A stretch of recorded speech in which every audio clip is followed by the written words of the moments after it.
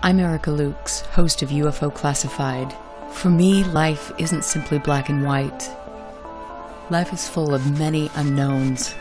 It is my goal to travel the world and to work with the world's leading experts in the hopes of making groundbreaking discoveries. Join me on UFO Classified Friday nights at 4 p.m. Pacific Standard Time, only on KCOR.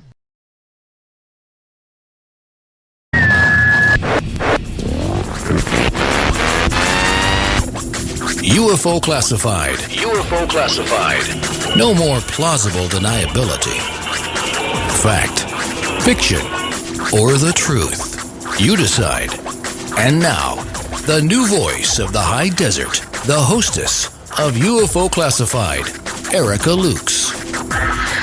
Well, happy Fantopia Friday, my friends. I'm Erica Lukes. Happy to spend the beginning of my Friday evening with all of you. It makes me happy to look in chat and see Phil, Northern, Jeff, Gabe, Doug, Douglas Gordon, and Doug, I hope you're feeling a lot better.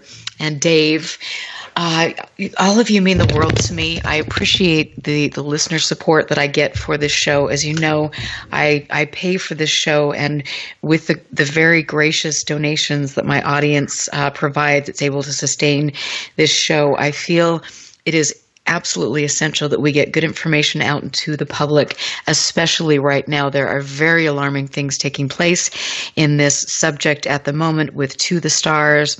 One must question the motivations there. As you know, because I have been talking about this a lot, I broke a very major story that has rewritten the narrative of Skinwalker Ranch and has exposed what I potentially, at the end of the day, believe to be some type of weapons testing that has been taking place in that area. It might have grave consequences, if I could speak English, for not only the people around the ranch, but the people that were employed by Bigelow Aerospace, who spent time out there for many, many years. Chris Marks did a series of interviews with me. He will definitely be on again. He was on the Black Vault with John Greenwald today. You can listen to that. There's serious implications here. And what I want to stress more than anything to each and every one of you who is listening, the UFO cover-up is we're just starting to expose that.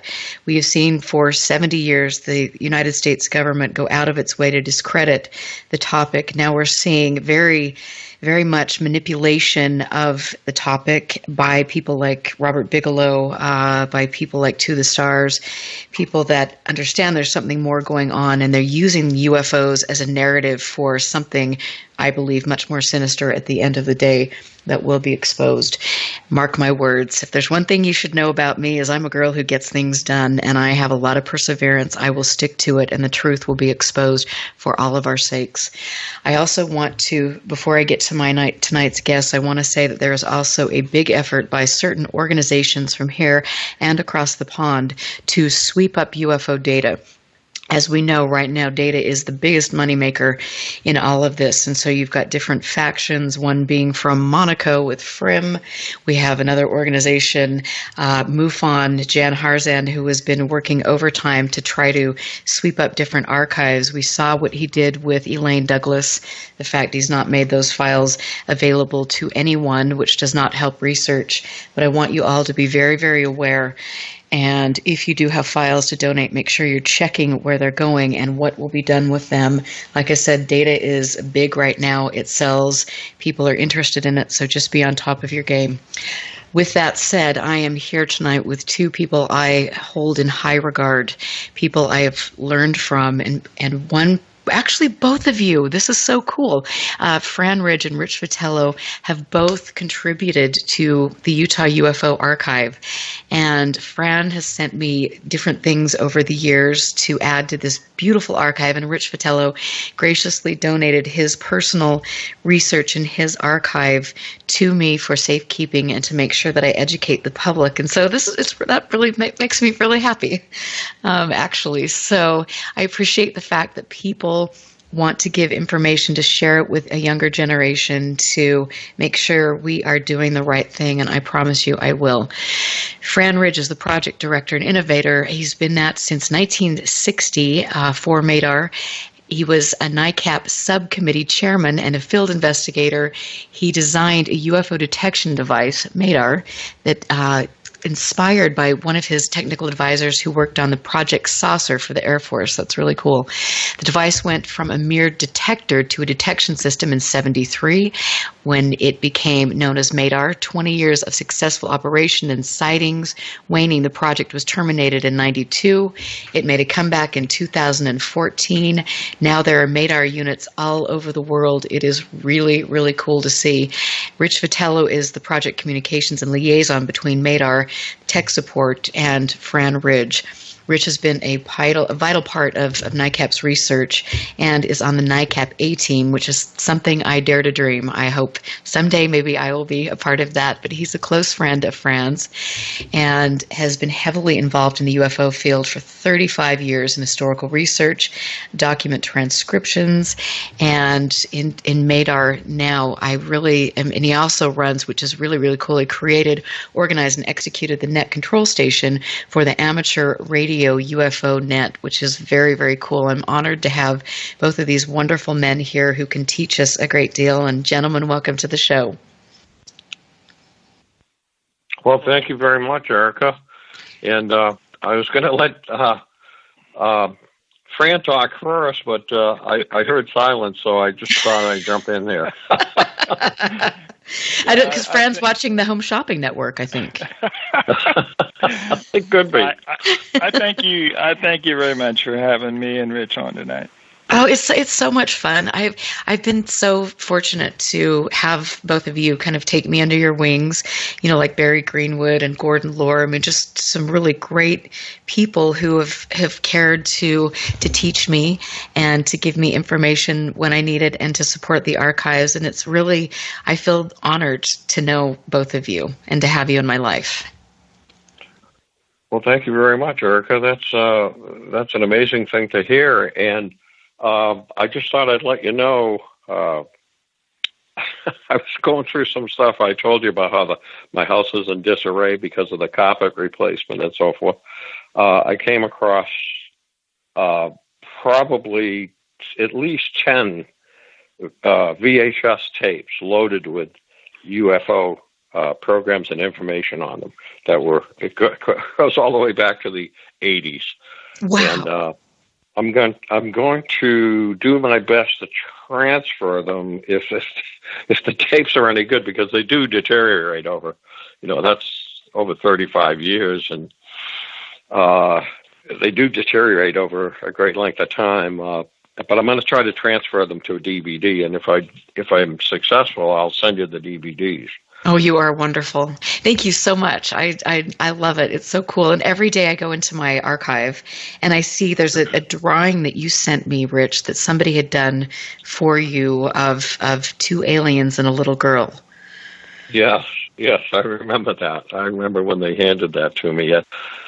We used to, at one time, the UFO group would have like a yearly get-together, and the people would come. You would think that, how far would people be willing to drive to go to an outing like that, for example?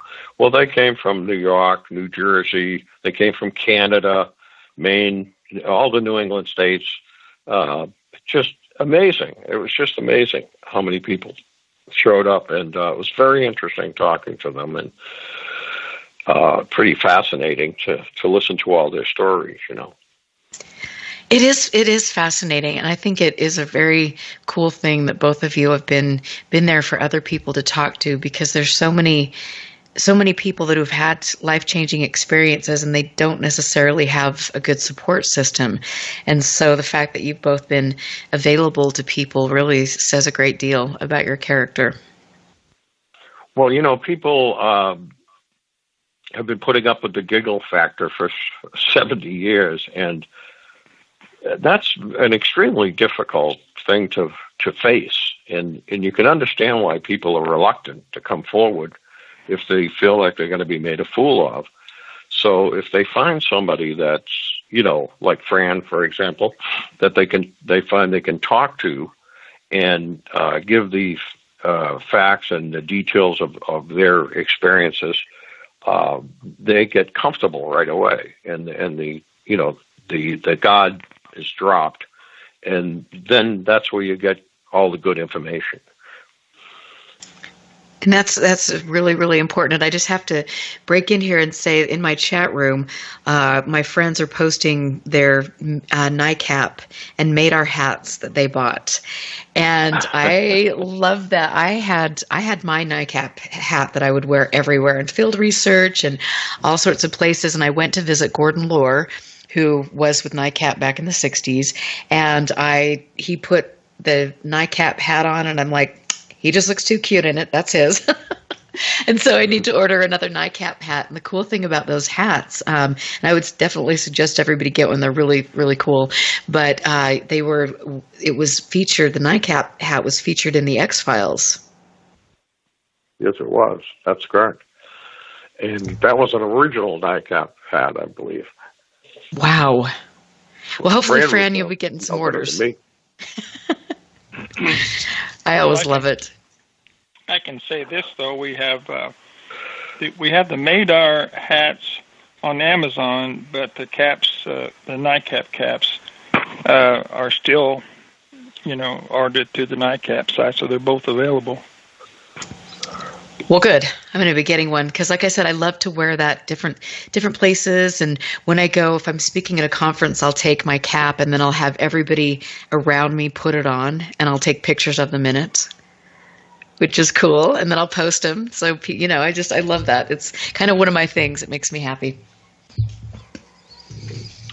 Well, you can tell you're very dedicated to the subject because you can hear your passion in your voice, whether you're on the radio or even on TV. You can tell you've got that drive and that passion, which is great because that's what you need to dig the research up and stick with it for over a period of years. And you've done a wonderful job so far. I think you're going to be carrying on just fine. Oh, thank you. I am hooked. I mean, this has been in my blood since I was little, and I know that I've experienced incredible things in my life, and I know that I also know that there's that aspect that I was mentioning in my opening monologue that there is that government secrecy or attempts to spread disinformation and things, and that really, as somebody that understands there is something of merit here, that it is infuriating to see the kind of the manipulation and the game playing that we've seen. But, both of you have been in this a lot longer than I have. I want to ask each of you what you feel about the government suppression or perhaps disinformation that you've seen over the years. So, Fran, let's go to start with you. Fran? Or Rich, you can take that away. Perhaps Fran lost his connection. I don't know. Well, I'll tell you, it's not easy. Oh, there he is. Go ahead, Fran. Yeah, this is sort of funny, but a friend of mine who's listening to the show tonight knows that we talk to family all the time, hours on end on these phones. But when we get together talking about UFOs, there's a key word. We're narrowing it down to NICAP caps, I think, because when we're talking, we get cut off every single time, I swear. Oh, that's interesting. Yeah. Yes, it is. It is. And it just happened again. And disturbing. Yeah. Well, I'll actually talk to you guys about that later in the show because I think that's a great thing. Just kind of some of the intrigue or different circumstances that we've all been through with regard to this. But Fran, what is your take on, obviously we've seen 70 years of manipulation of the subject, thanks to the U.S. government. What do you think? What do you think has taken place historically, and what do you see taking place now? Well, my opinion is that that nothing has really changed. The government is very, very much concerned with the potential of Russia or someone else, having something that's now out. It's but we've been through that so many times. We went through it in the late 40s. We went through it in the 50s. We went through it in the 70s. In fact, actually, the 70s up to the 90s, that people were seeing black triangles. So we assumed that they were somebody else's development or our own secret development. And after so many years, you realize this is not the case. We're going through that same situation now. But all this time, the government is doing what they think is, the priorities to protect us from technological surprise. But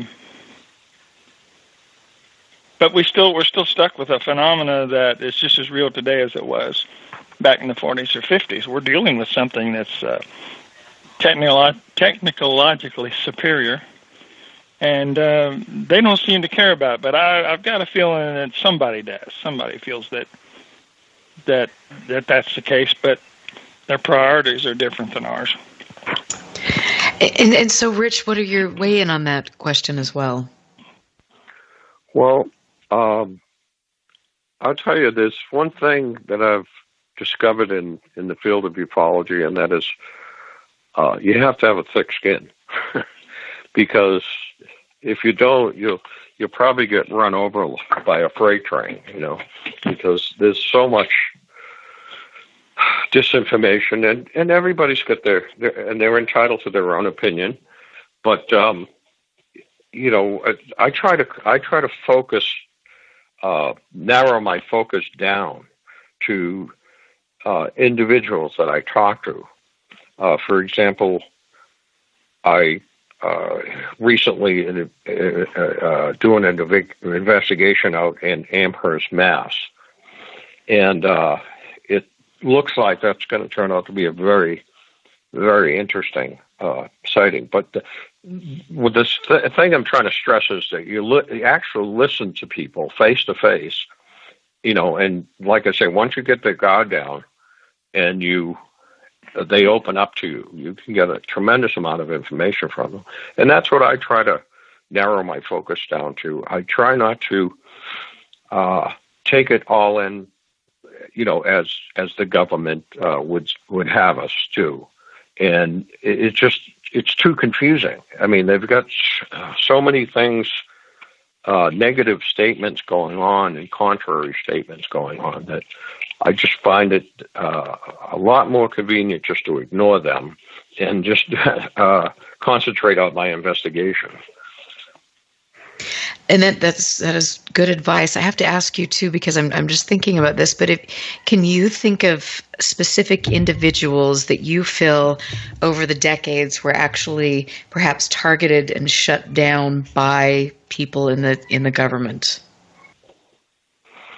Well, I in that area, I've knew of people that had claimed that, but I didn't know them personally. Maybe Fran did. But matter of fact, sometimes I think Fran was targeted over the years, and may still be. I'm not sure. Yeah. But because these phone calls, that's ridiculous. It happens to Fran all the time, and you really have to wonder if that's that's not normal, right? And you have to wonder who is the doing all the tampering, And Fran could probably tell you more about that. Are you there, Fran? Yeah, I'm still with you. I'm just thinking though, the most important thing for us to do, no matter what, is just to stick to what we're doing and do the best we can. I actually do believe that part of this that's going on is a distraction, a deliberate distraction. And I think that that's one of the tools that they've used for many years, beginning back, in the 40s and 50s, especially after the CIA had their big meeting in January of '53. And it kind of works if you let it get to you. Like you say, you have to have thick skin, and it's very easy. That's what I found. Yep. Mm-hmm. Yeah, it's very easy to get caught up in the controversies, and I find that when I do, I'm usually spending hours trying to perfectly word a response, and I could have been done something more productive. I was going to say, is it worth it? Is it worth your valuable time? It's really not worth it.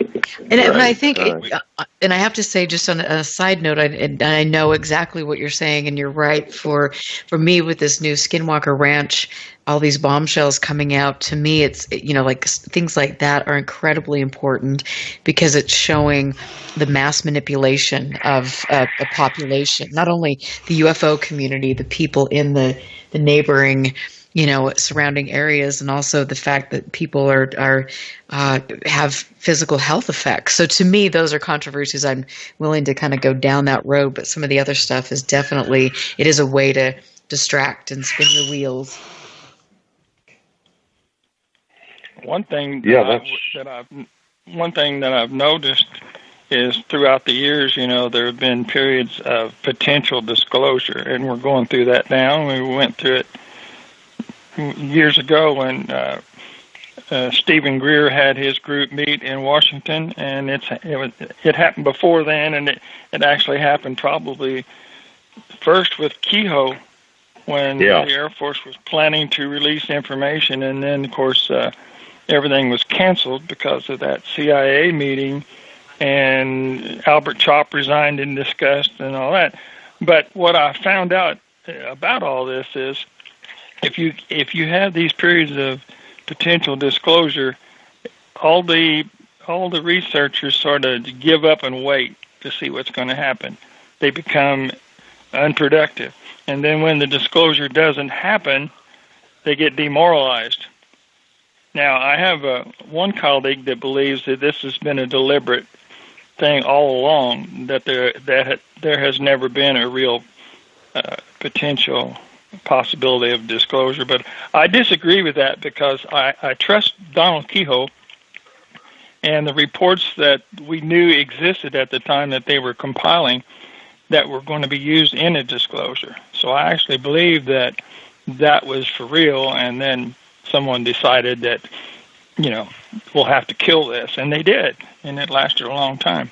Well, and that is a great way to end the segment, just for you to sum things up so eloquently. I mean, that it is, you get this potential for disclosure, and then people give up, like you say, and then they get disheartened when it doesn't happen. And I absolutely believe that's what, unfortunately, is taking place now with some of the things. But it's a very interesting thing, and hopefully we can remember your words of wisdom and stay focused and not let stuff like that play into us. I'm Erica Lukes here with Fran Ridge and Rich Vitello. You can go to NICAP.org to check out MADAR and the team and get a really cool hat. Look at all the historical archives. We will catch you on the other side of the break.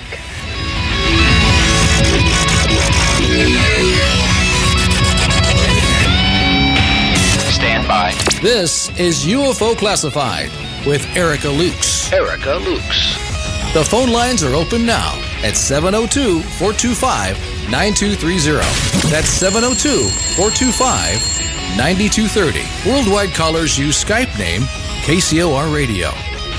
More UFO Classified. UFO Classified with Erica Lukes on the KCOR Digital Radio Network. After this.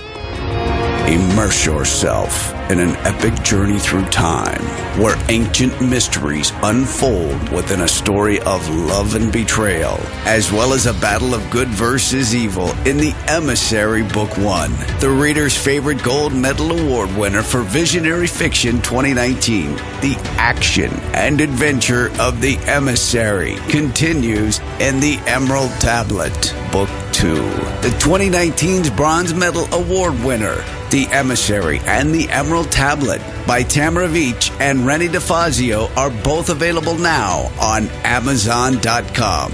Let your reading adventure begin.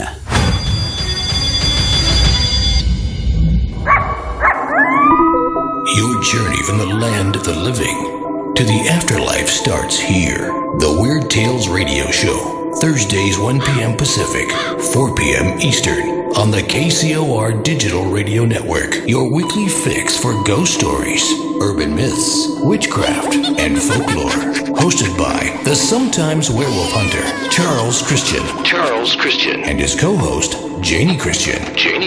The Weird Tales Radio Show is an off-the-wall, fabulously atmospheric, and radio magazine formatted show, rated as one of the UK's most listened to podcasts. If you're a fan of the weird and unusual, then tune in if you dare.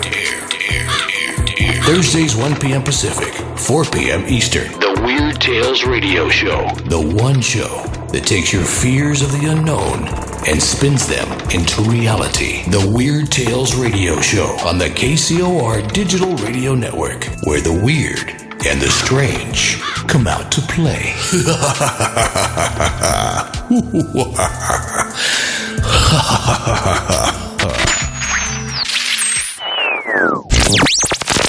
Now, broadcasting in digital HD radio.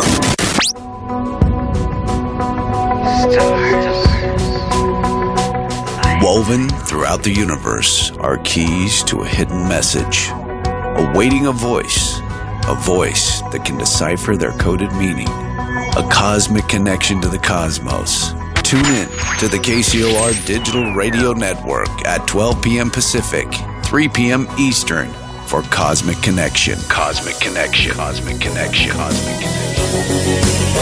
Connection with astrologers Caroline Lynch and Merlin Wizard. Your weekly astrology reading is but a phone call away. So call Cosmic Connection, Sunday, 12 p.m. Pacific, 3 p.m. Eastern, and get your free reading today. Cosmic Connection with Caroline Lynch and Merlin Wizard, exclusively on the KCOR Digital Radio Network.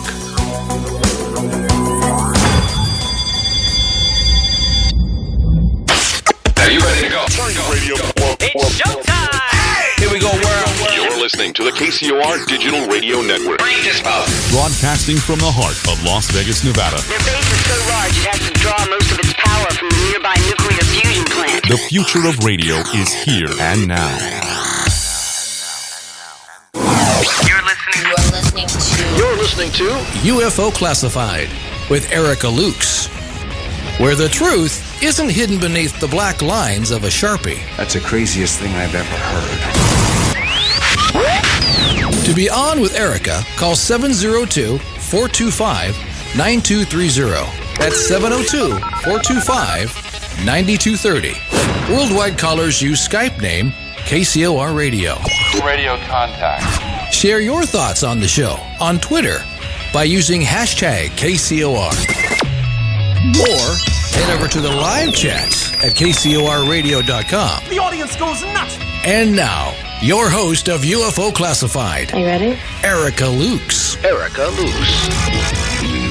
Welcome back. I'm here with my two of my favorite people, honestly, in the field. I have, I mention Barry Greenwood all the time, Gordon Lohr, who is my co-author on a new book that we are writing together that will be coming out very quickly, and Fran and Rich. I just adore all of you and learned so much from all the information that you've shared with me. And we were talking on the break about how important it is for this younger generation coming into it, the YouTubers and things that are getting information. A lot of it is not factual at all and very, very manipulated to steer the narrative.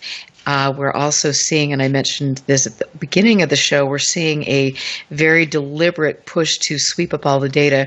It is my belief that there are attempts to rewrite the history of the UFO subject, which would be a great disservice to all of you. Because of the work that you've done.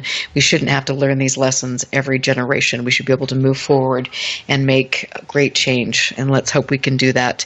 But we are also Fran, you were talking about the potential for disclosure and how this seems to happen, every couple decades. You've got this, disclosure is coming, it's coming, and then, people sit back and get lazy, and then nothing happens, and people lose interest or faith, or hope. And I think that was really, I love the way you put that. But please continue on with your thought. Did we lose him? Well, I'm thinking that he might have mentioned that secret word again, and the powers that be cut him off. I hope not, but perhaps you're right. Well, it does make for some good radio drama. What can we say? I don't know. Yeah. Well, I can only, guess what Fran would say here, but... Hey, Fran. Oh, there he is again. Are you there, Fran? I'm here again. Yeah. There you go. We're getting used to it. Again, there's nothing wrong with this phone. There is absolutely nothing wrong with this phone. Well, I've talked to you a number of times on it, so I haven't had. I'm on it all day long.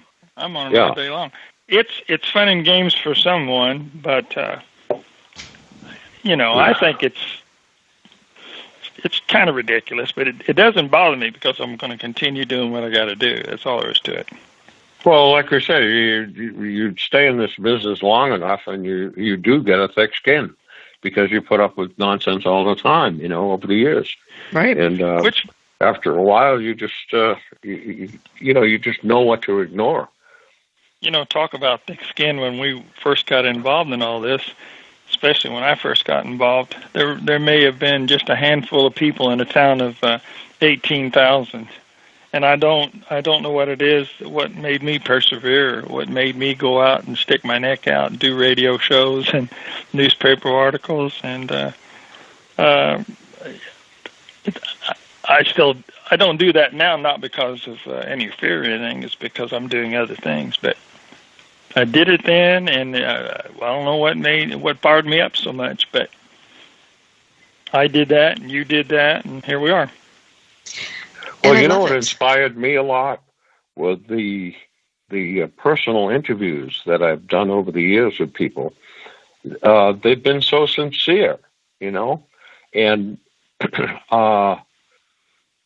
there's very few of them that the impression that I got. Very few of them that made things up or imagined things, or they were very sincere in what they thought and what they saw, and they were shaken by it.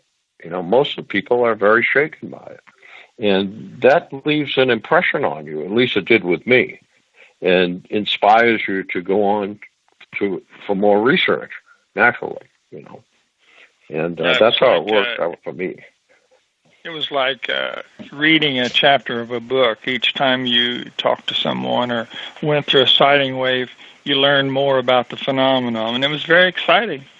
It wasn't so important in the early years to get those reports to somebody else, although we did that. That was part of the scheme. But it was like you say, it was almost like a selfish thing. It was just wanting to find out more about a phenomenon.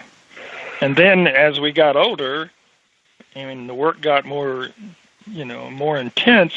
We got caught up in it, and I miss those days. We got to the point where we were sending someone else to do what we used to do. When I was the state director, I always had 24 to 30 field investigators. I trained 150 people in Indiana's 92 counties. And they were out doing the work, and I was producing the reports and copying the reports and forwarding them on, and times change. And I wanted doing something totally different. Well, and I want to talk a little bit about that. I've got a great question from Phil Leach, who's in the chat room, who we all know and love. But I want to just mention that in my archive, I have a couple different works that you authored, Fran. And will you just tell everybody about that? And maybe by chance they can get on eBay and find a copy of the reports that you've done. Well, you mean the book I wrote? Yes. Regional Encounters, the FC files is on the NICAP site, and it's free. That is awesome. I gave her my copy, Fran. Well, mine's free too. I gave her my copy. I love the paper. I had it in my library. So you don't have to go to eBay. But you know what, though? I will say I'm such a stickler. I love having a book in my hands. I really do. You know, it's just there's something. And then to also to have it in my hands and know that, Rich has had this in his hands and Fran has had, there's a history behind what I'm holding. And that's really a cool thing for me. But that is Regional Encounters. That is a really, really great book. Yeah, and it's in the library that I sent you. And there's a lot of other very interesting ones like that. As a matter of fact, Betty, I almost said Betty Ford. Betty,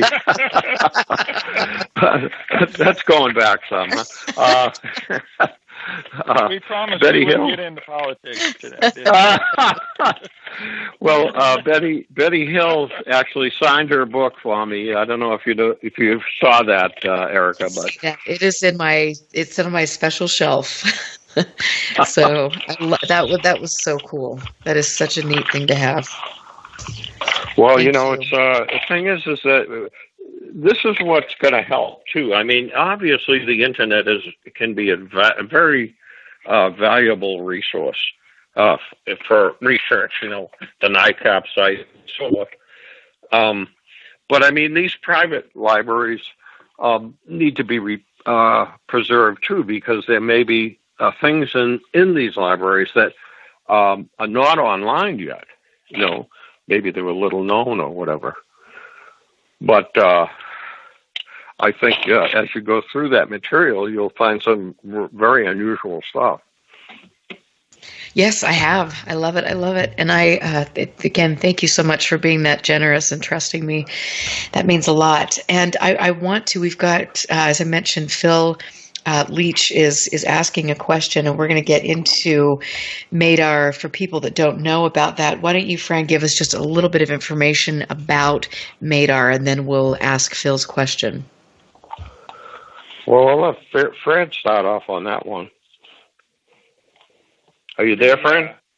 Yeah, Okay. I was just wondering where the MADAR story goes back to a long way, so we don't want to go back and do all that. But the MADAR today is the third generation of an idea, and in April of 2016, MADAR 2 was in its second year. We started, as Erica said, in 2014 with the MADAR 2, and with all the new innovations, computers and all.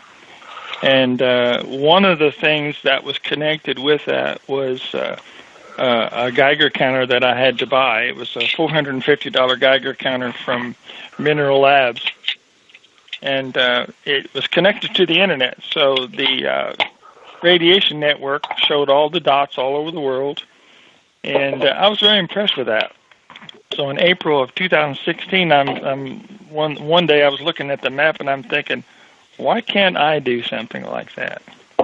Why can't I take my MADAR unit, and when the relay closes, it produces the click, why can't I send that click over this same line that the Geiger counter's on, and it will show up as Mount Vernon, Indiana, and it will show probably a 0 most of the time, but when it would show anything, it would be 3 or 4 or 10 or 12 clicks, rather than the 15 counts per minute average you normally get.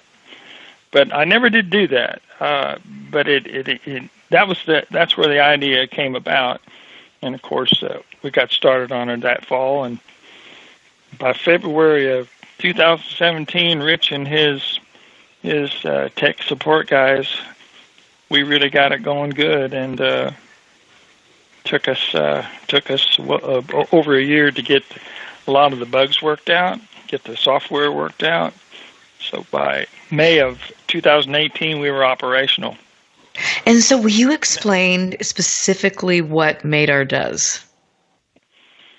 It's a little device, a little bit larger than a cell phone, but it is a powerful tool. Is basically a computer, and it looks at the data 15 times a second, and once a minute it lays down a line on a spreadsheet, which is basically the node number, which is the number of the device.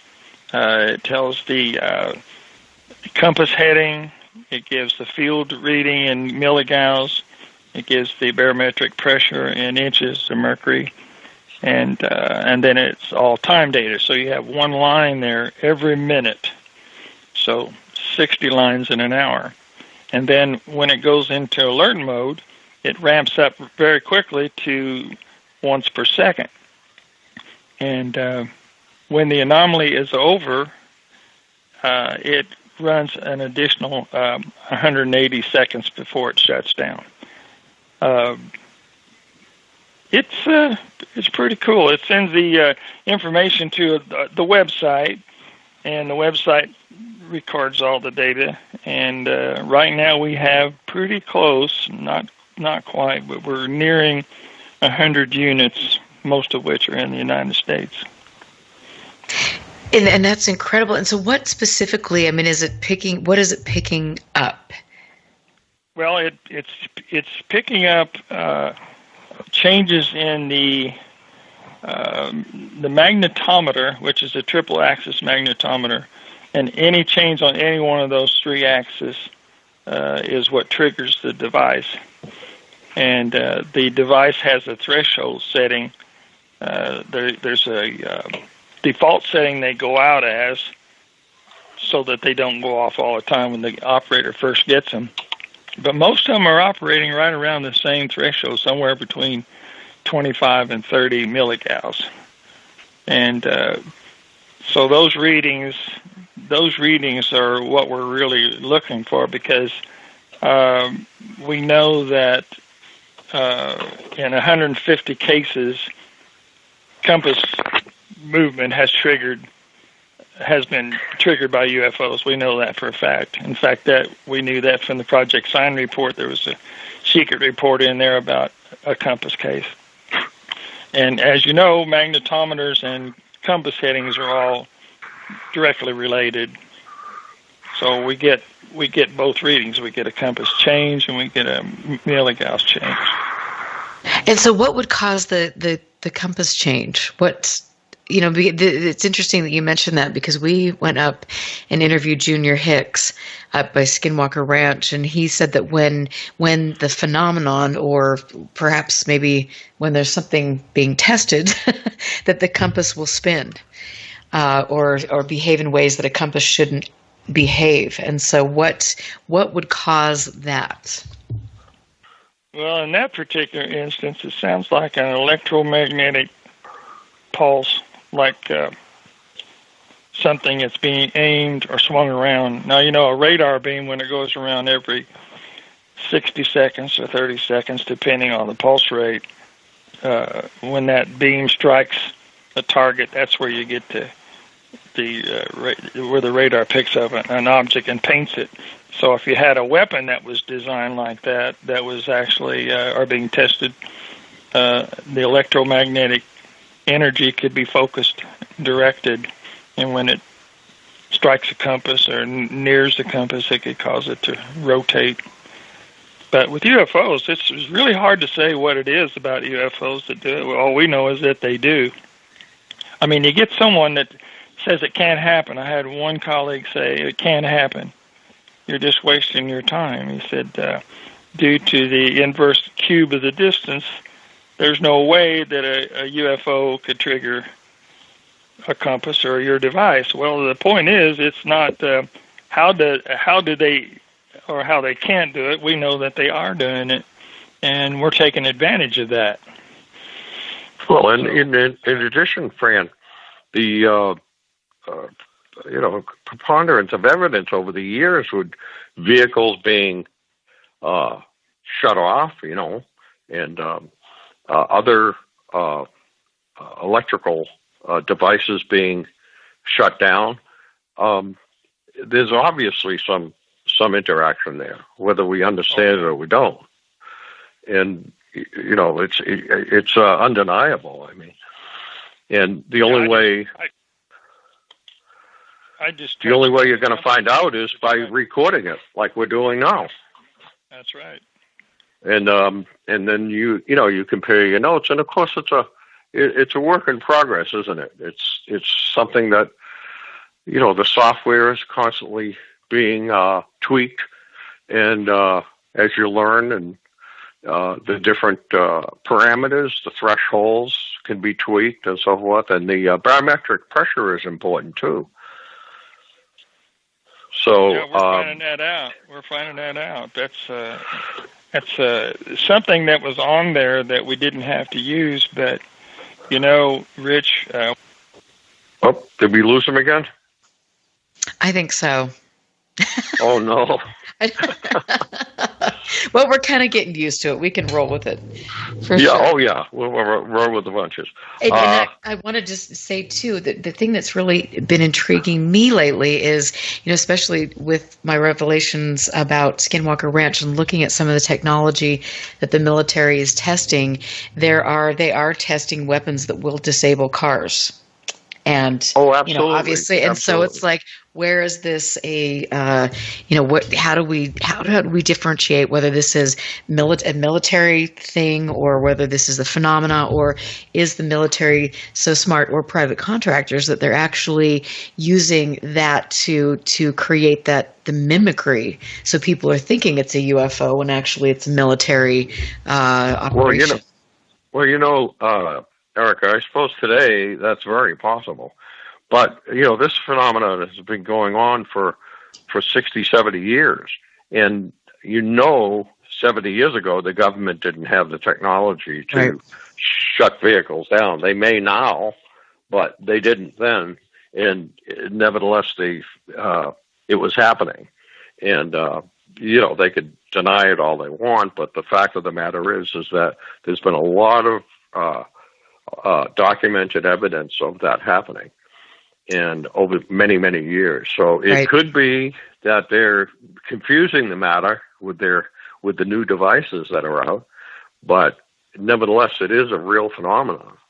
Absolutely. In fact, Gordon Lohr wrote a book, Strange Effects from UFOs, back in the 60s, towards the end of the 60s, that he wrote on behalf of NICAP.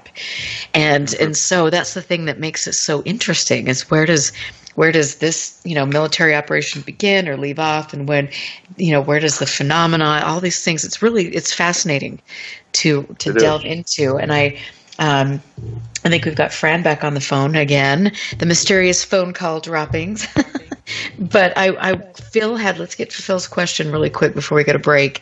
Is there any concern that the government or the military will try and block the capabilities of the MADAR unit, possibly blocking the MADAR from accidentally picking up military aircraft signatures?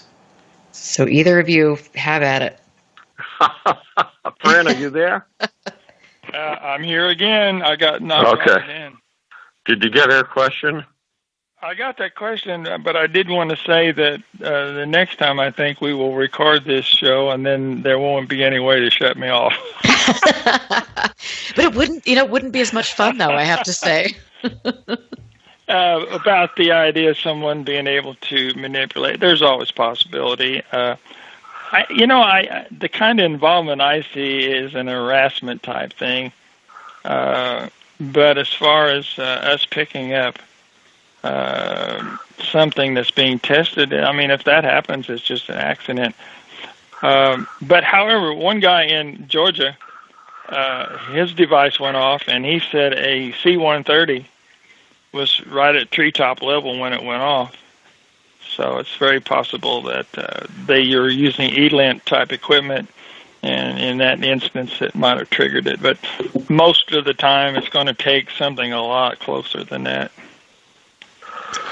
That's interesting. I mean, I would imagine that this would be definitely of interest to people in the government, or perhaps private contractors, and they would want to get in on it, at least figure out what MADAR is picking up, and and perhaps learn from that and use that in their own studies. So I think that would be one of the first things that I would do, honestly, if I were. They could. Anybody in the government has the potential of doing this type of thing a lot more so than us. I mean, they have the funding, they have the. Well, I was going to say the unlimited funding alone. Yeah. It's we're doing it on a shoestring. I will say this. Again, a colleague has told me this, and I believe it.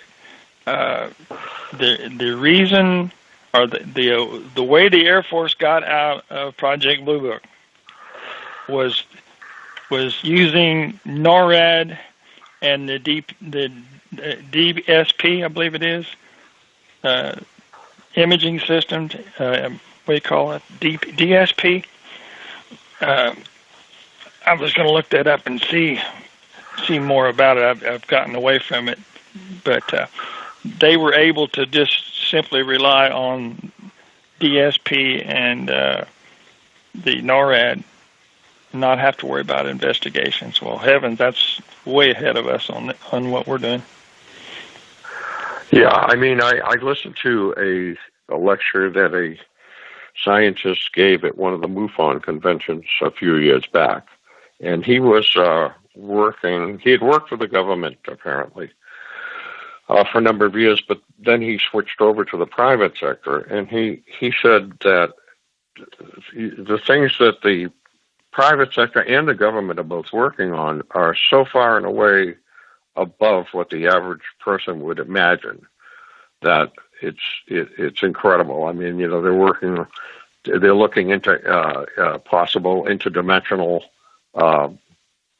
research, and if we successful, the government, I say we, the government or the private sector is successful with doing that, how they're doing long-term studies, how it will affect any other beings in these other dimensions, if you will, or these other locations.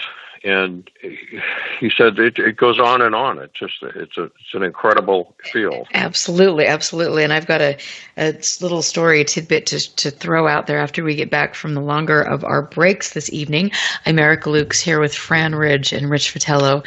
You can visit NICAP.org to learn more about MADAR. We will be back after the break.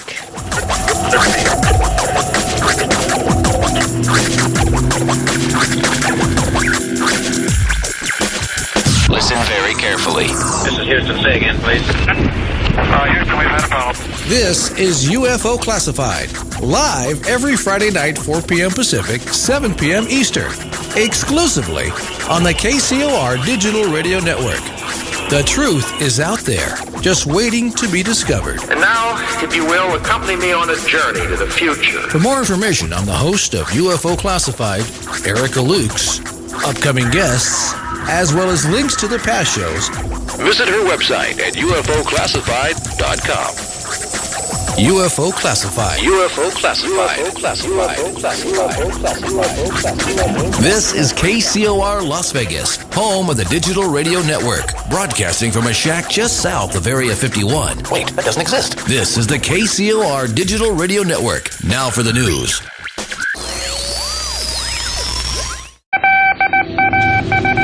The disc landed at a ranch at Corona, New Mexico, and the rancher turned it over to the Air Force. Rancher W.W. Brizzell was the man who discovered the saucer. What I thought was a star began coming in my direction at a very rapid rate of speed. The unidentified object, which some sources thought might be a blimp, moved slowly down the Pacific coast from Santa Monica and disappeared south of Long Beach. I saw a UFO, and it went down the river, turned right at the United Nations, turned left, and then down the river.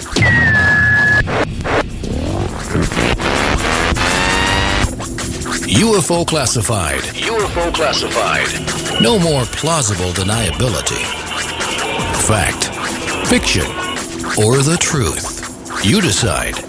And now, the new voice of the high desert, the hostess of UFO Classified, Erica Lukes.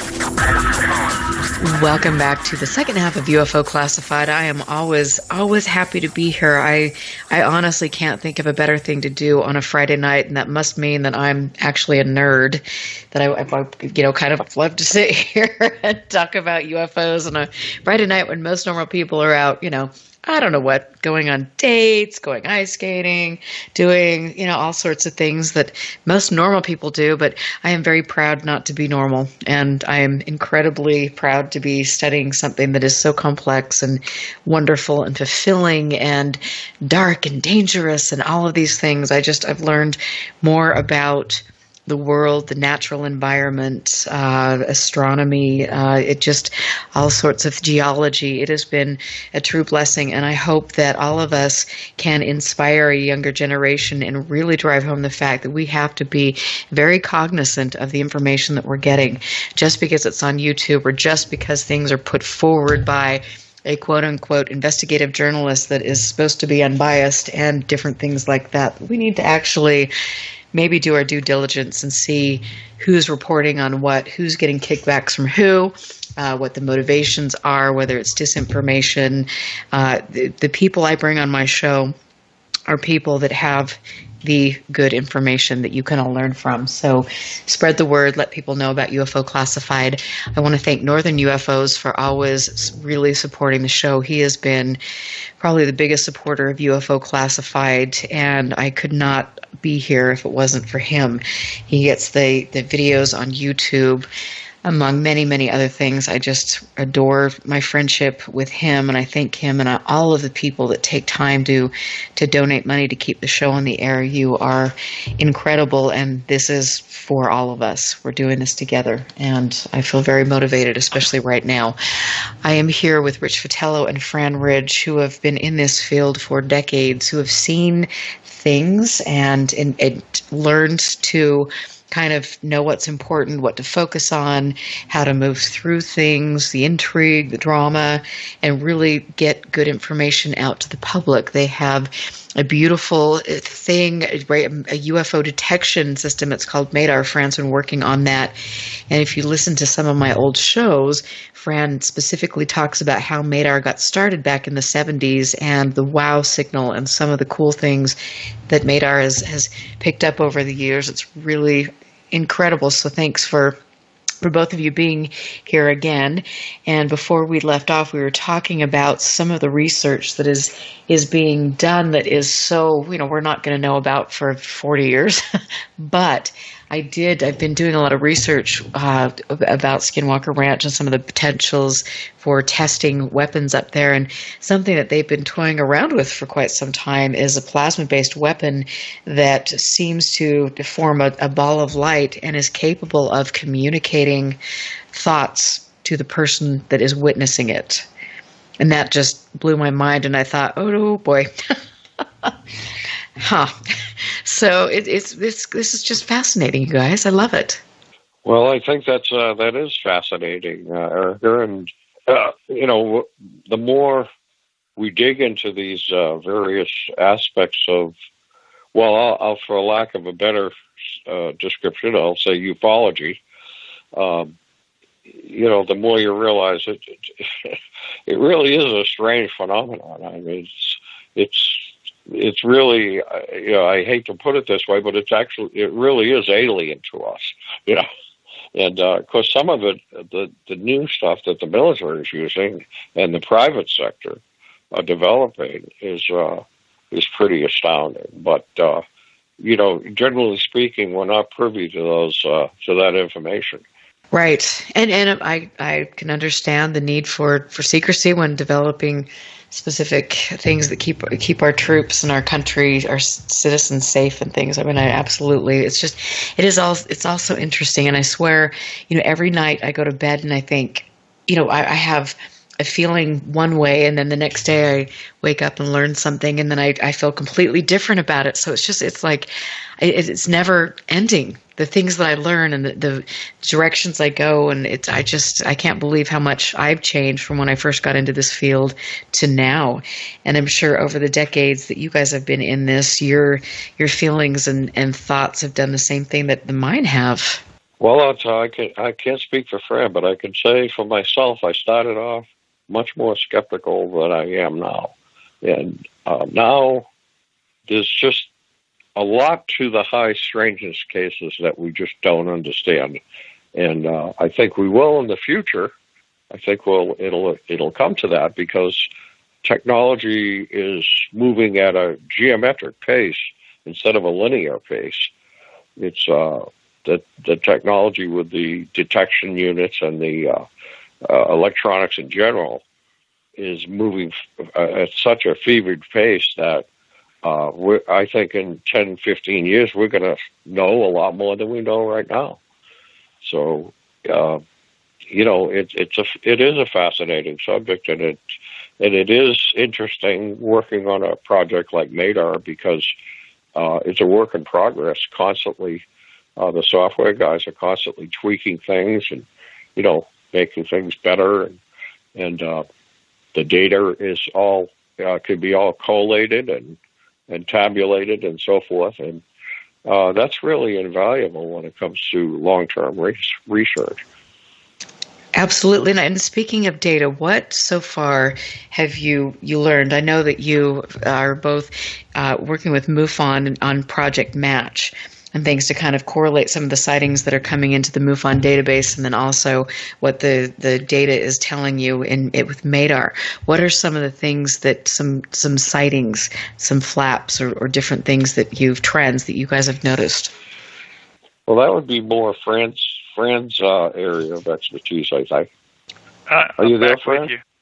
Yeah, I'm back with you. I got knocked off again. I'm going to stay on this regular phone here for a while. Yeah, would you please?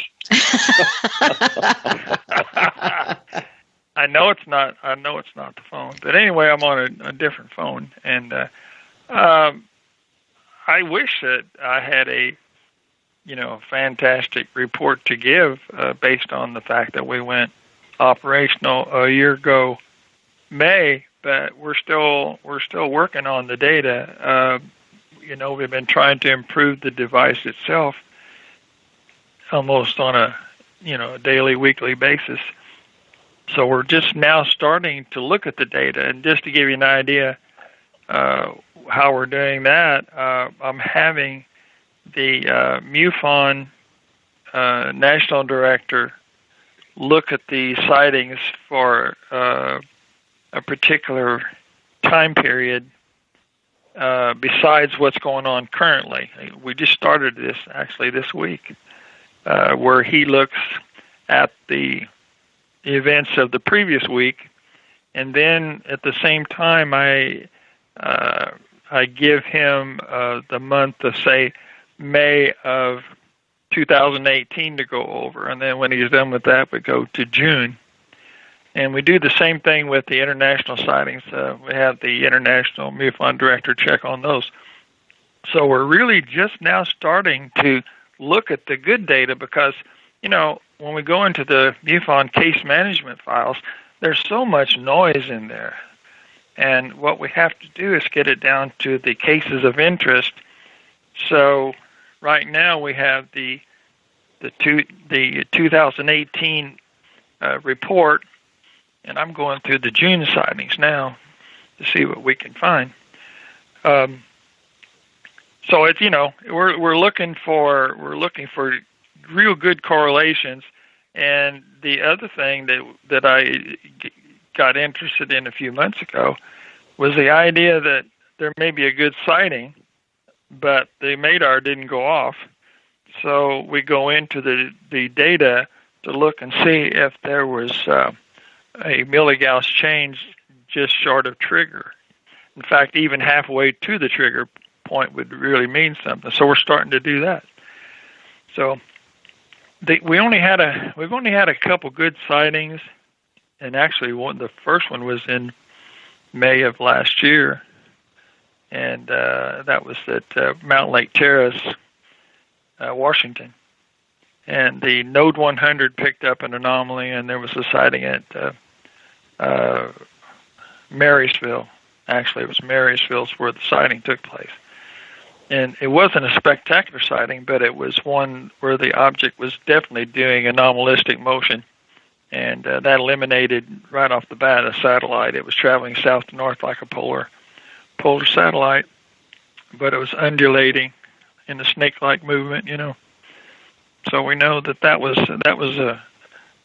a good correlation. But there's bound to be close encounters and other things that we'll be getting into. What you have to realize is, and we've known it all along, the MADAR doesn't have a range, but the object that's producing the effects, or the force field, or whatever it is, has to be fairly close to the MADAR. The only time we kind of get lucky is when there's two objects, and one of them may be, 20 miles away or 30 miles away, and in one case it was 60 miles away, and the MADAR was triggered, but apparently there had to be another UFO close to the MADAR station to do that. So these things entice us. They get us, excited about doing further research and trying a little harder to do this and do that. But the important thing is, the more units that we have out there, the better. And I have to say that when we went operational last year, we didn't have 100 in the field. We got pretty close to 100 now. And so we'll eventually hit pay dirt on it. It's just something we have to keep working at. Well, and you work so hard, all of you, at this, and this is something that, you've been very studious and really put your blood, sweat, and tears into since the 70s, and that's what needs to happen. I wish that there was more, that people were doing more research like this, because this is really where it's at. To be honest, it's not as much as I love the old cases, and they're important, but we need to be doing current research. We need to be, doing field research. Actually, what's happening is these MADAR operators are really starting to get into the swing of it, and so if we keep getting that, we'll start making some breakthroughs. One of the things that we're doing now, at the same time that we're always tweaking the current system, is to create a way of storing the data on the hard drive when the device is not connected to the internet, and then when you are in a position to connect it to the internet, or it establishes a connection, that could be a week later or 3 days later, whatever, then the data would be sent. And we're working on that. We're very close to it. I talked to Eric Bindle the other day, and the testing that we're doing on our dev server is working out very well, and we're very close to having that. And when we do, we have a field unit. Technically, we already have a field unit, but it doesn't store the data just yet. That's incredible. And I've got a couple of questions that I want to ask you here. And Jeff is raising a question which I think is really important. It's MUFON, NUFORC, NARCAP, BASS, all have their own separate UFO report databases, and they keep them to themselves. Why do these particular organizations preach disclosure and not practice it themselves? What do you think? What was the question again? So MUFON, NUFORC, NARCAP, BASS have their own separate UFO databases, and they keep it to themselves. And so why are these organizations preaching disclosure and then not practicing that themselves? And I want to just respond a little bit with regard to NARCAP. They don't preach disclosure. NUFORC is pretty open about, they do get their data, they do get all the cases out there, and they don't charge memberships to do so. But with BASS, we know that Bigelow will never be forthright about anything. And so what are your thoughts? Those are my thoughts. I just had to get them in there. What do you think? Well, as far as NICAP goes, everything that we've done since I've been the archivist is up on the site, so it's not being withheld. The only thing that's not up there, of course, is a lot of the files that NICAP had before I started working on the site in the late 90s. And basically, I think we did the most important. All the major documents that have come about have been through FOIA, and that was after NICAP. And then, of course, the NICAP newsletters and their published report, the UFO evidence, is also available on the NICAP site. Investigations that kept on going after NICAP went under are on the NICAP site. But the most important thing is all the important radar cases, all the important airline cases, they're on the NICAP site. And the best way to find them is to go to Google and type in the information that that will lead you to that case. For instance, if you know the date or the location, and you put a comma UFO comma NICAP, in most cases it'll pop right up and it'll take you right to the sighting. And it generally takes you to either a page in the sighting, or it will take you to the chrono where the sighting directory is. And that, to me, that's the most important part of the NICAP site is the chronos, because every single year has a listing of all the important cases. It's an invaluable resource. It really is. Oh yeah, yeah. And when you click on that, when you click on that sighting, it takes you to the directory. It gives you a short example, or not an example, but an excerpt of the report. And it gives you, underneath all that, it gives you every important document that goes with it. Mm-hmm. So I don't know. We're not withholding anything, but we're not going to give anything away either. It's there. Like, anybody who wants it can use it. And, well, if I understood the question correctly, Fran, I think what they were driving at is why all the separate databases? Why not a central clearinghouse for all of this data, where everybody that collects data inputs into this one central clearinghouse? And if I understood the question correctly, and that would be, tremendous. I think it would also be almost impossible, simply because it would be a bear to maintain. Oh yeah. I mean, stop and think about it. The APRO, almost the bulk of the APRO sightings are not even available to us. Right, They're and that is in a garage heartbreaking. somewhere. Right. Yeah, it really is. But I too, as I mentioned at the beginning of the show, I mentioned on most of my shows, because I think this is a real critical issue right now. There is a big push by certain organizations, some of them that a lot of people don't even know about, but to sweep up the data. And it is, I think that there is a real need for people to put information out publicly for a lot of different reasons, not only so we can learn and grow, but also because then the data becomes a lot safer instead of just getting pushed over into this holding over in Sweden, or another holding over here where it would very potentially disappear. Well, there is also security in having the data in different places. I don't know if you knew it or not, but there was a time when we were so concerned, so worried about a nuclear attack on the United States, that NASA took all of its documents and photographs and imagery and everything and located them at different places all over the United States. And that's a common when they did it, practice. when they did that, they really screwed things up, because when we were looking for the imaging for the Blair cuspids, when we were looking in towards I think it was 1996, the Lunascan project couldn't find the images because they changed the numbers.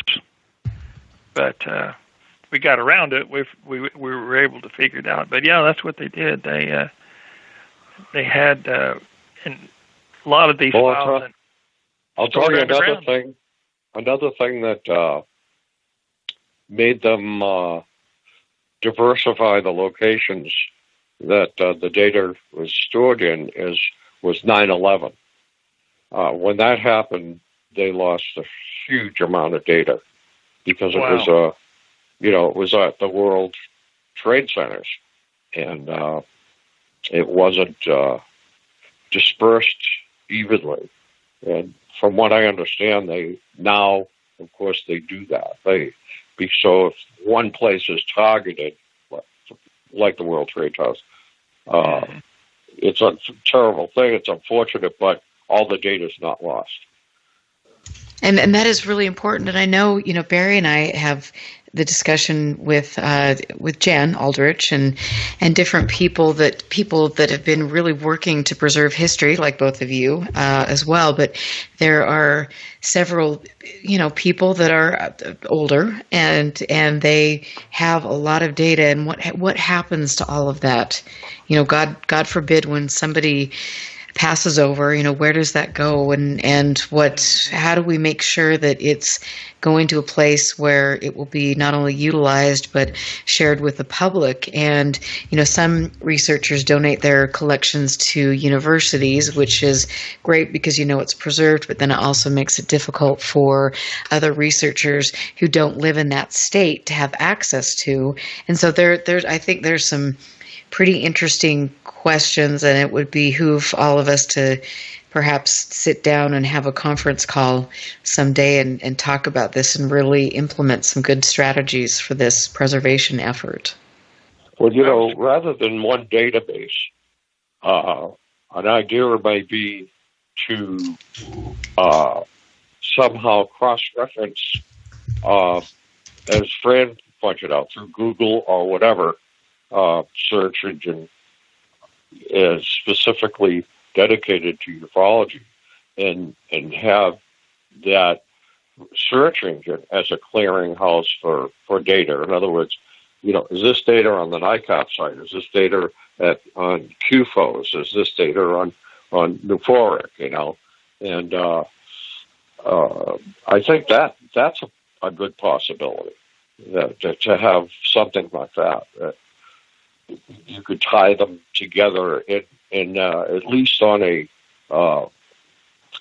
superficial almost level, where you could at least start to get the references of where these libraries are and where these sightings are stored that your particular you're researching, Right, absolutely. I hear that music again, so we're going to take a break, our final break for the evening. I'm Erica Lukes here with Fran Ridge and Rich Vitello. This is UFO Classified on KCOR. We will be back after the break. Stand by. This is UFO Classified with Erica Lukes. Erica Lukes. The phone lines are open now at 702-425-9230. That's 702-425-9230. 9230. Worldwide callers use Skype name KCOR Radio. More UFO Classified. UFO Classified. With Erica Lukes on the KCOR Digital Radio Network. After this. Vegas, baby! Vegas' #1 source for talk and new music. How cool is that? 1 million miles till midnight. A story of timelines, artificial worlds, simulated races, and the galactic imprint, and the destiny of a blue world called Earth. 1 million miles till midnight, written by Solaris Blue Raven, is a journey through the mind's eye which allows the reader to surf a wave of technological and multidimensional intellect, revealing a bridge between conscious design and the truth. A multidimensional bleed-through awakens the world of artificial intelligence to set sail into the frontiers of a vast multiverse, morphing planets and terraforming ascended worlds beyond the linear programs of a fated race. 1 million miles till midnight will awaken, inspire, prepare, and enlighten one to the many multidimensional states of consciousness and worlds we reside in. With every cell and atom, we are this truth and multiverse. 1 million miles till midnight. Written by Solaris Blue Raven. Available now at Amazon.com. Don't wait. Get your copy today.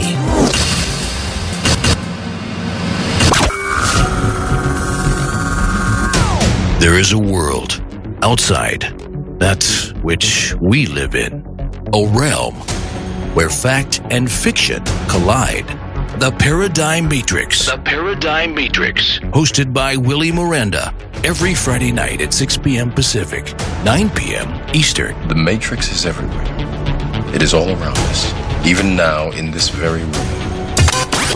The 1-hour show that will surely leave you hanging on the edge of the rabbit hole. The Paradigm Matrix Explores a universe of topics from UFOs, cryptozoology, conspiracies, as well as all things paranormal. Enter a world of the twisted and deformed. Friday night, 6 p.m. Pacific, 9 p.m. Eastern. The Paradigm Matrix. Exclusively on the KCOR Digital Radio Network, where fact and fiction collide. Alien Deceptions, a suspenseful sci-fi romance thriller by Tina Marie, featuring the tantalizing Erica Jones and the mysterious Russell Hamilton. An out-of-this-world book of fiction based on years of document facts and files the government does not want you to know about. At least, not yet. Alien Deceptions by Tina Marie. Available now at Amazon.com or get a signed copy at TinaMarieEntertainment.com. Get your copy now. 1, 2, 3, 4! To the KCOR Digital Radio Network. Love the music. Oh, I listen all day. The future of radio is here and now.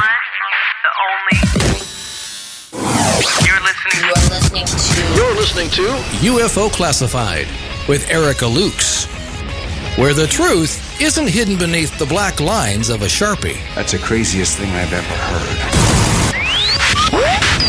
To be on with Erica, call 702-425-9230. That's 702-425-9230.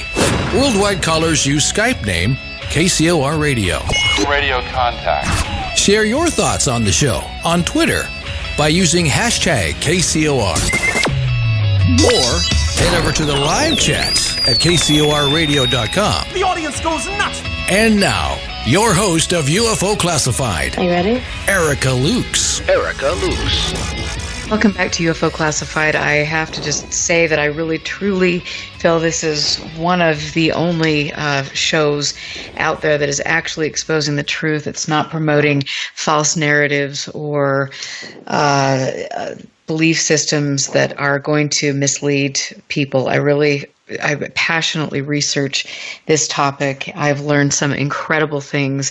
I've had amazing experiences and some pretty disturbing experiences along the way with this, especially the deeper I dig. My recent series on Skinwalker Ranch with Chris Marks and Chris Bartell, and my behind-the-scenes work into looking at Bigelow and some of the motivations from the people that have surrounded him for 2 decades have been pretty eye-opening. I hope that you learn from that. You can go to the Black Vault Radio to see Chris Marks talking with John Greenwald today and asking some very important questions about this topic. Remember to do your due diligence and look at this from a very rational perspective. And when you're looking into this subject, look to people like Fran and Rich Vitello, Barry Greenwood, Gordon Lohr, people who are grounded, people who have seen things, who can understand the politics and the game playing, and or really have a vested interest in preserving history and promoting truth. I have the tremendous amount of respect for my guests this evening, Rich Vitello and Fran Ridge, and thank you so much for being here again. Like I said, and I'm not trying to just be Mary Sunshine here, but you both of you really mean the world to me. And very quickly, you opened your arms to me and wanted to give me information and help me grow as a researcher. And I hope that I can do that for somebody, in my career doing this, because it's really critical for us making good advancements. So thank you both. Well, you're welcome. And I think that the future of the research depends on that, and paying it forward, so to speak. Absolutely, and I think that's so important. I love, all of this is so fascinating to me. There's, even if we're not learning about UFO sightings or encounters or things per se. I'm still learning so much about many other aspects. It's just been a pleasure to enrich my life like that, and I know you feel the same. And I think that is really cool. We were talking a little bit, when we went to break, about how to preserve that history. Do we create a big database? And you were saying that we should cross-reference these databases. I think that's a great idea. What are some more thoughts on that, on the preservation aspect? Well, one of the things I think we're going to do, and the only thing that would stop us would be being too involved in one other area. And that has been something that's, kept us very busy, and that's the MADAR project. But anytime we want to get something out, what we need to do is draft some type of report and put it on YouTube, because I do that with family items.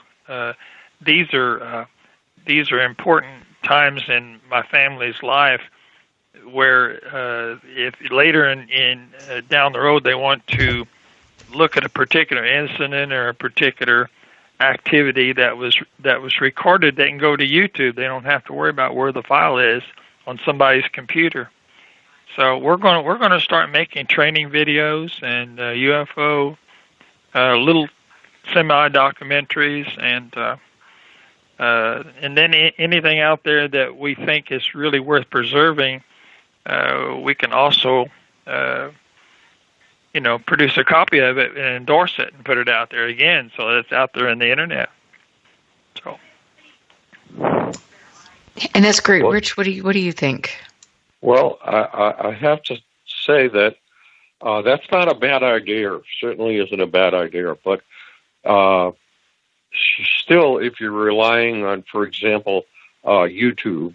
And there's nothing wrong with that. I mean, they're, it's huge. Just about everybody I know uses YouTube. But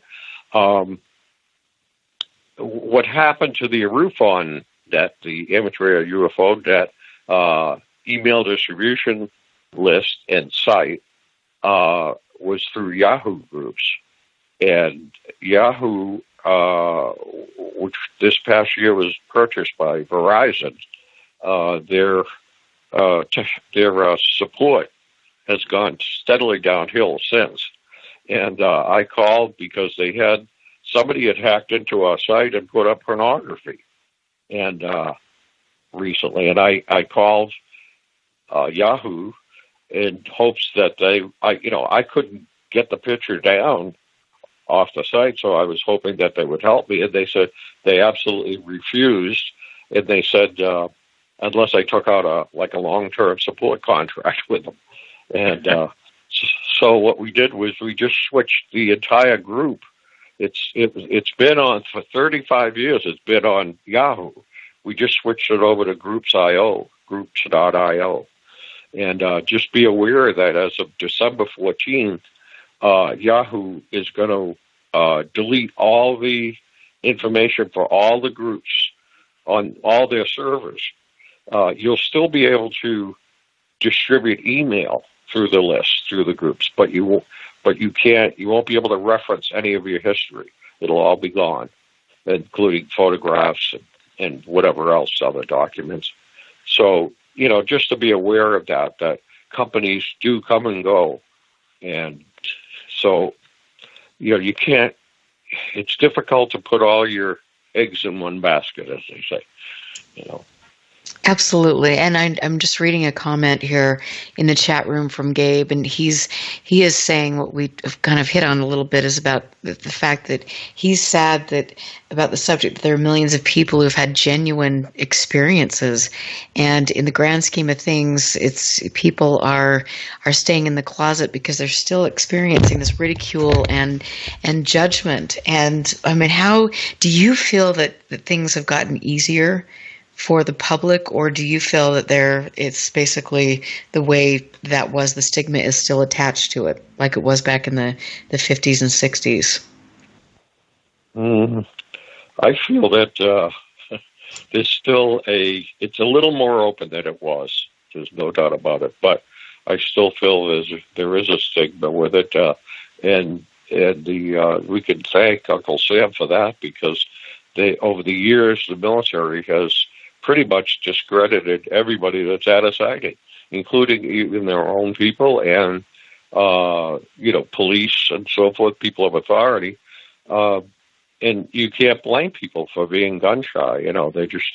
They don't want to step forward. And who wants to be made a fool of, So. Well, and absolutely, and I just have to throw this in there, and then Fran, I'll have you kind of address that question. But it was really interesting to me. We've had the story December 17th, 2017, in the New York Times, where you've got this big bombshell revelation we've actually been making for the past 70 years in different ways, same type of thing. But and so you've got these great advancements, and yet in the same breath, we've got the Storm Area 51 movement that completely made everything look like a big debacle again. And it was interesting. I have a friend who's a reporter for a very large and respectable, amazingly enough, news organization, and he was there with his colleagues, and he said that he was sitting around, talking with different people that were at this event, and here you've got these young kids, and they're saying,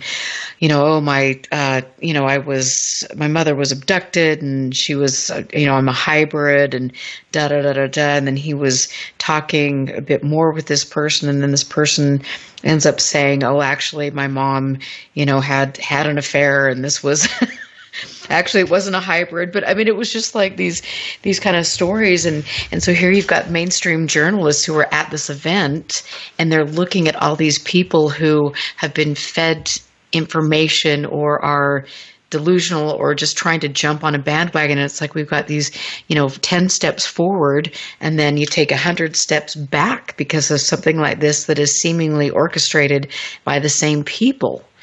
And so it's just... Well, you know how many times that's occurred over the last 70 years, Erica? That theme has been repeated over and over again.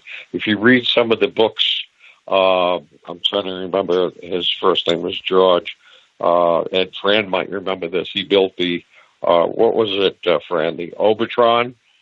You remember that? At Big Rock? And they had conventions there. You don't? Yeah, I don't remember that. Yeah, they had out of big conventions wasn't it there. Giant Rock? Yeah. Yeah, Giant Rock. Was it Adamski? Or Van Tassel. It was Van Tassel. Van Tassel. Yeah, George Van Tassel. That's what it was. Yeah, George, I remember him. Yeah. Yeah, and they had, they'd have these big things outside, and these big, huge get-togethers, and they had all these press, and they'd be interviewing people, and, somebody would come on there and say, yeah, I'm from Venus, and so on and so forth, But I think those things are ridiculous, absolutely absurd. I don't think they accomplish anything. They actually, if they're just shooting from the hip, like they were with this invaded Area 51 business, it makes the whole thing look absurd, So. Right, and Fran, what do you think about that? Because you have mentioned on this show specifically that every couple generations or a couple decades, that this is the same type of theme that's just being played over and over again.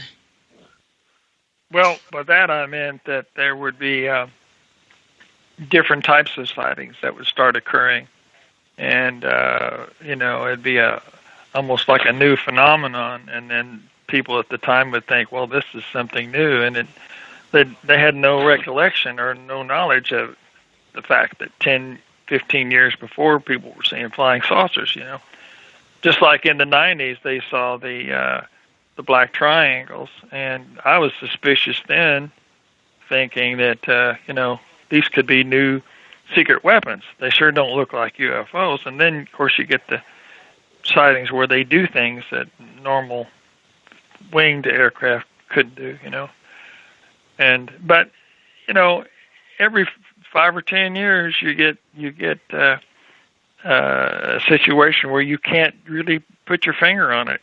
You have to wait another 5 years to see what comes out of a particular new sighting group.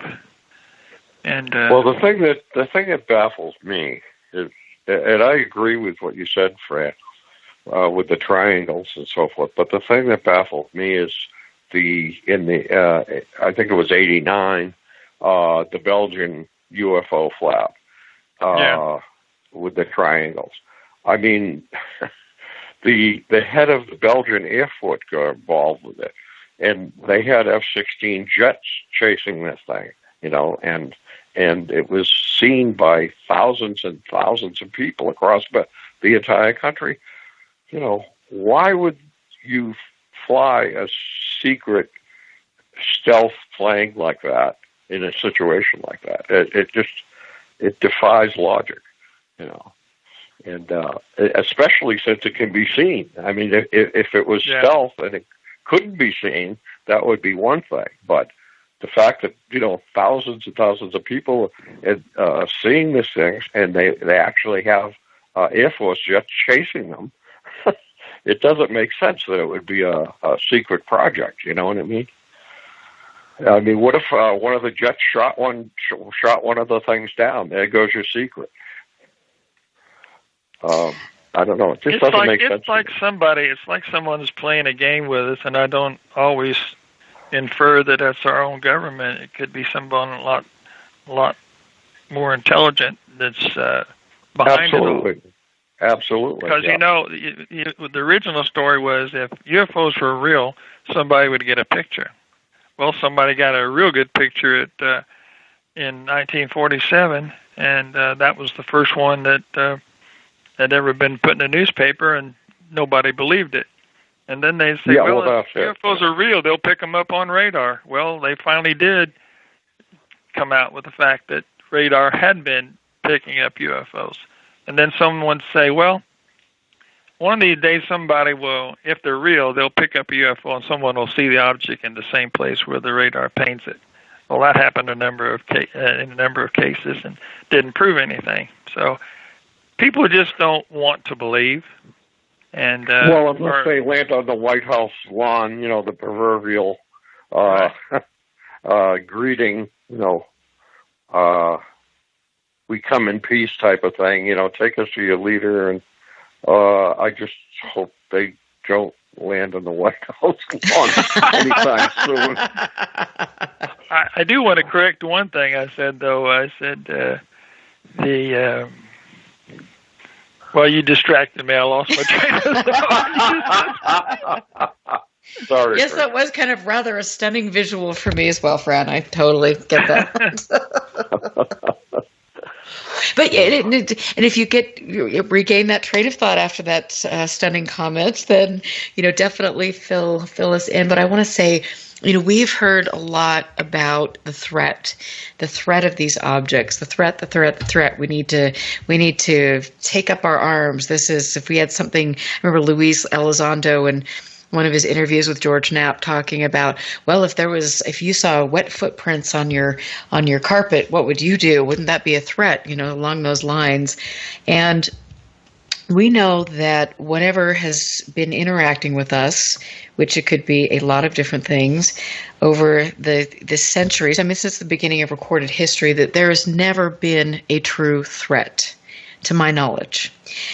And it has interacted with us. It has coexisted. It moves in and out of our periphery and things. And so, do you feel at the end of the day that we should be afraid of what this is?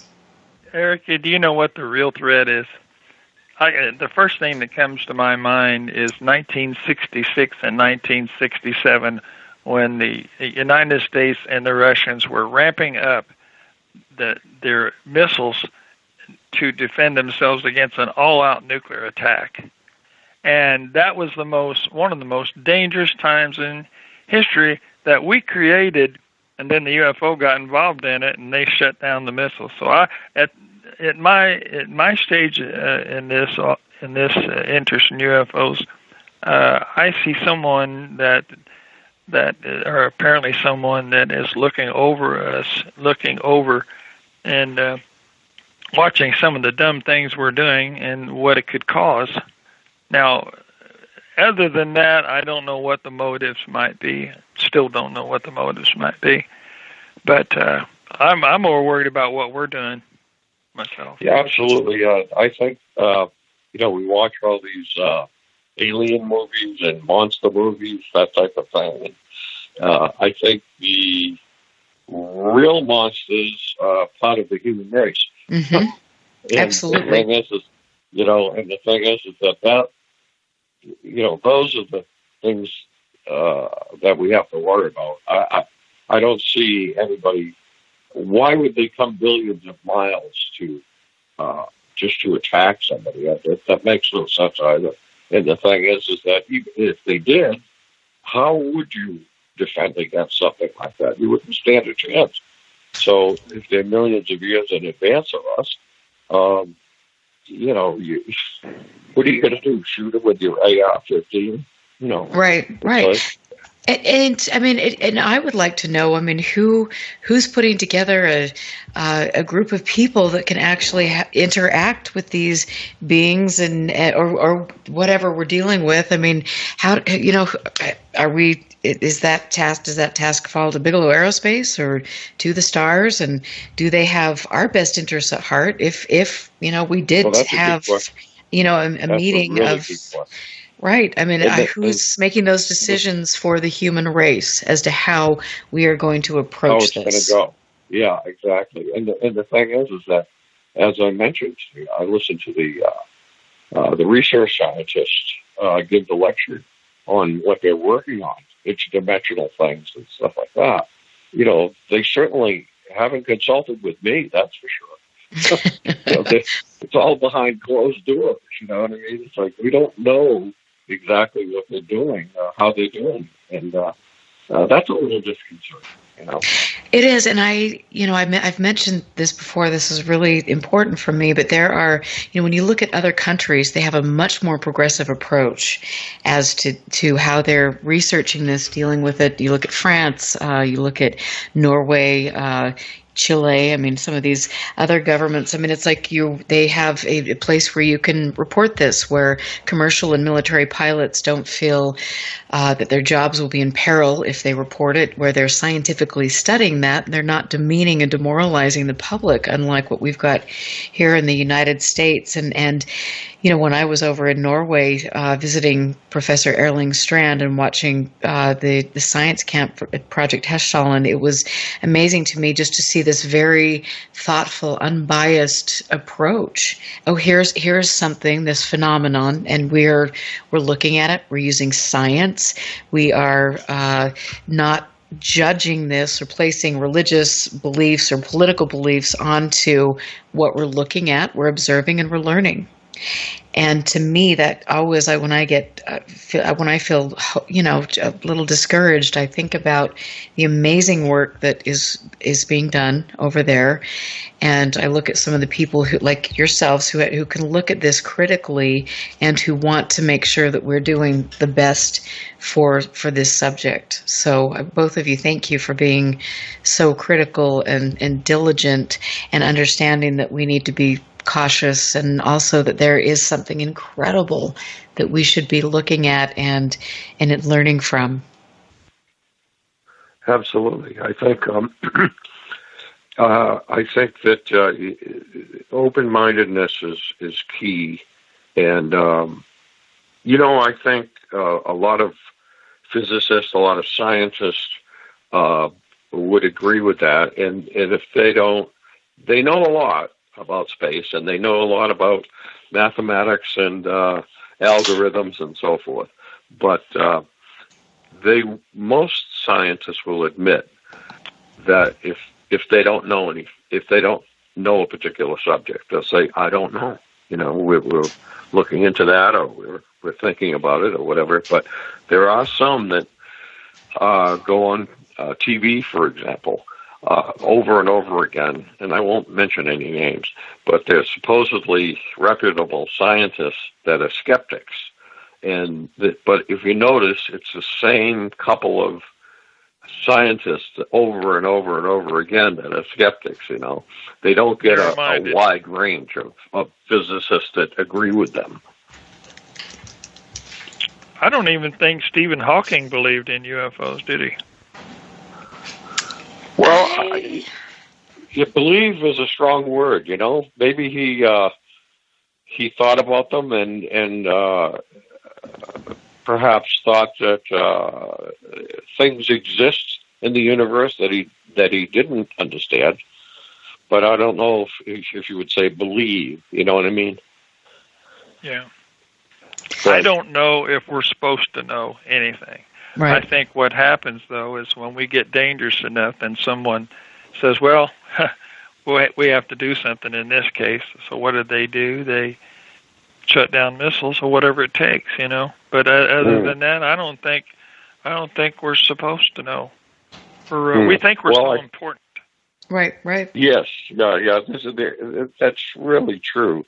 But I think, excuse me, fortunately or unfortunately, depending on your viewpoint, we're gonna know. We're gonna know a lot more, and because of like I say, technology is geometric. It's not linear.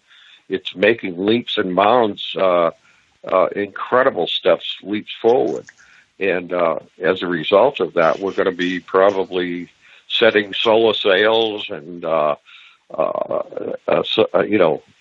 sailing across the universe before you know it. But that's not necessarily a good thing. You know, if you take all your baggage. Right, absolutely. That's a great way to close tonight's show. Thank you, Fran and Rich, for being here. Like I said, I'm a big fan of both of yours, and thank you for teaching everybody out there all that you do. It really means the world to all of us. It's important for the future. I'm Erica Lukes here on UFO Classified. Thanks for tuning in. Joshua Cutchin will be here next week, and we're actually going to talk about some more of the folkloric aspects of ufology. It should be a great show. You can go to ufoclassified.com, find me on Facebook. I rarely tweet, but stick around for a great night, and make sure you get a nightcap hat. I want to see pictures of you in your nightcap hat. America Lukes, we will catch you next week. Have a safe weekend. Listen very carefully. This is Houston. Say again, please. Houston, we've had a problem. This is UFO Classified, live every Friday night, 4 p.m. Pacific, 7 p.m. Eastern, exclusively on the KCOR Digital Radio Network. The truth is out there, just waiting to be discovered. And now, if you will, accompany me on a journey to the future. For more information on the host of UFO Classified, Erica Lukes, upcoming guests, as well as links to the past shows, visit her website at ufoclassified.com. UFO Classified. UFO Classified. This is KCOR Las Vegas, home of the Digital Radio Network.